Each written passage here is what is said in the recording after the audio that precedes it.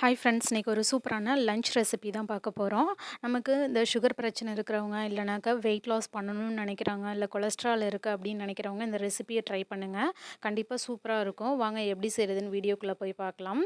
First இந்த recipe செய்கிறதுக்கு நான் இன்றைக்கி ஒரு 1 கப் வெள்ளை சோளம் எடுத்திருக்கேன். அது வந்து நல்லா உங்களுக்கு ரோஸ்ட் பண்ணுங்கள். ஜஸ்ட்டு வந்து அந்த ரா ஸ்மெல்லாம் போய் பொரிய விடாமல் லைட்டாக கலர் சேஞ்ச் ஆகிற வரைக்கும் நம்ம வறுத்து எடுத்துக்கலாம். இப்போது இந்த மாதிரி கலர் நல்லா சேஞ்ச் ஆகணும். எனக்கு ஓரளவுக்கு நல்லாவே சேஞ்ச் ஆகிடுச்சு. இந்த ஸ்டேஜில் நான் எடுத்து இதை ஆற வச்சிடுறேன் ஒரு ஓரமாக. இப்போ நம்ம குக்கர் எடுத்துக்கலாம். குக்கரில் நான் இன்றைக்கி ஒரு 2 டேபிள் ஸ்பூன் நான் குக்கிங் ஆயில் சேர்த்துருக்கேன். இதில் தாளிக்கிறதுக்காக நான் கொஞ்சமாக கடுகு, ஒரு 1/4 டீஸ்பூனுக்கு வெந்தயம், ஒரு 1/2 டீஸ்பூனுக்கு ஜீரகம் சேர்த்துக்கிறேன். இப்போது இதில் ஒரு 10-15 சின்ன வெங்காயம் சேர்த்துக்கிறேன். இப்போது இதில் இன்னும் கொஞ்சமாக நான் கருவேப்பிலையும் பச்சை மிளகாவும் சேர்த்துருக்கேன்.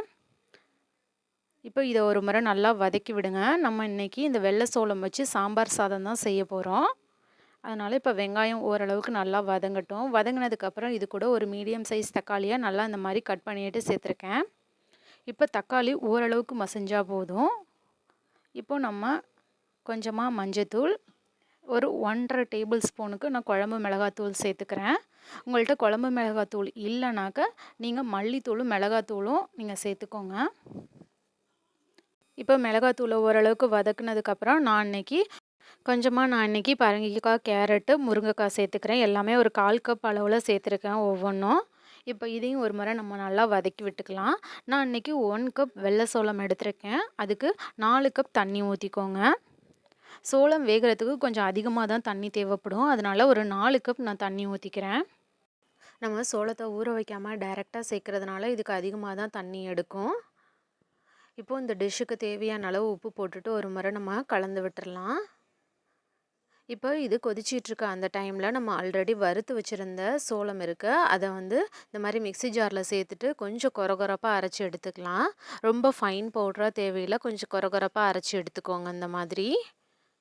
இப்போ இது கூட நான் இன்றைக்கி ஒரு 1 கப் சோளம் சேர்த்துருக்கிறதுனால ஒரு 1/2 கப்புக்கு நான் துவரம் பருப்பு எடுத்திருக்கேன். இதை வந்து நல்லா கழுவிட்டு இதையும் நம்ம இந்த சோளத்தோடு சேர்த்துக்கலாம்.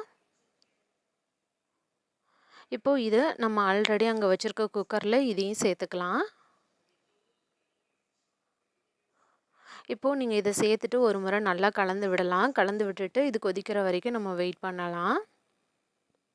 நம்ம எப்போதும் யூஸ்வலாக செய்கிற சாம்பார் சாதம் மாதிரியே இருக்கும். எந்த டிஃப்ரென்ஸுமே தெரியாது.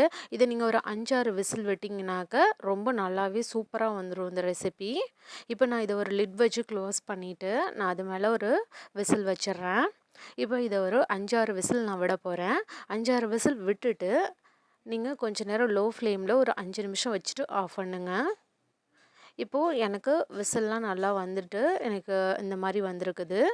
இப்போது நீங்கள் பார்த்தீங்கன்னா மேலே தண்ணியாக இருக்கிற மாதிரி தான் தெரியும். ஆனால் அது நீங்கள் ஒரு கரண்டி வச்சு இந்த மாதிரி கிண்டி விடுங்க. ரொம்ப சூப்பராகவே வந்திருக்கும். நம்ம கிண்டும்போது ரொம்ப தண்ணியாக தெரியும். ஆனால் உங்களுக்கு நல்லாவே இறுகிடும் வெளில எடுத்ததுக்கப்புறம். இப்போது சும்மா லைட்டாக ஒரு ஃபைனல் டச் கொடுக்கறதுக்காக நான் ஒரு ஸ்பூன் கீ போட்டுட்டு ஒரு 5-6 முந்திரி போட்டிருக்கேன்.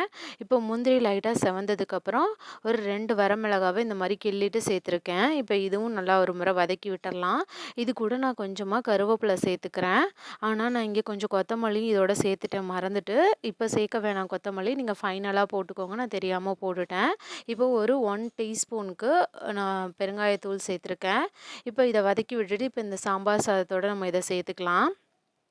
ஸோ இந்த மாதிரி ஒரு ஃபைனல் டச் கொடுத்திங்கன்னா அந்த டிஷ்ஷு ரொம்பவே நல்லாயிருக்கும். அதனால தான் நான் கொடுத்துருக்கேன். இது ஆப்ஷனல் தான், நீங்கள் வேணும்னா செஞ்சுக்கோங்க. அவ்வளோதான், ஒரு சூப்பரான சாம்பார் சாதம் ரெடி ஆகிடுச்சு. வெள்ளை சோளத்தில் செஞ்சுருக்கோம். கண்டிப்பாக இது எல்லாருமே ட்ரை பண்ணுங்கள். வீக்லி ஒன்ஸ் சாப்பிட்லாம். ரொம்பவே ஹெல்த்துக்கு நல்லது. குட்டீஸ்க்கும் இந்த மாதிரி டிஃப்ரெண்ட்டாக செஞ்சு கொடுத்தீங்கன்னா அவங்களும் விரும்பி சாப்பிடுவாங்க. வெள்ளை சோளத்தில் செஞ்சுருக்கிறதுனால தண்ணியோட அளவை மாற்றாதீங்க. நல்லா ஒரு 5-6 விசில் விட்டிங்கனாக்க இந்த ரெசிபி சூப்பராகவே வரும். நீங்களும் ட்ரை பண்ணி பாருங்கள். ட்ரை பண்ணி பார்த்துட்டு உங்களோட கமெண்ட்ஸை சொல்லுங்கள்.